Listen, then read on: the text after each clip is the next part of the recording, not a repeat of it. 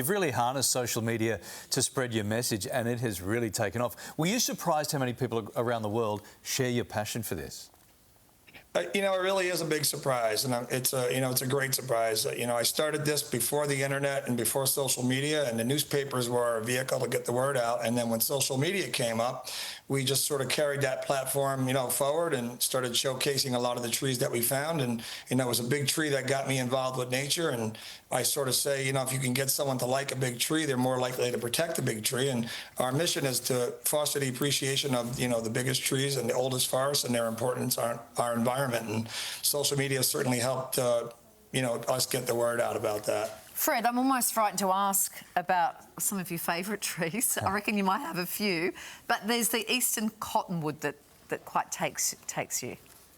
Yeah, so that was a recent discovery. A few years ago, we documented this guy, and it ended up being the biggest overall tree in New York State. But it's actually one of the world's largest eastern cottonwoods that we've had documented. So it's a really big tree, and it really, when I first posted that up, people were, a lot of people thought it wasn't actually a tree in New York State. They thought it was a coastal redwood, one of the larger trees in California, and they also said that it was photoshopped.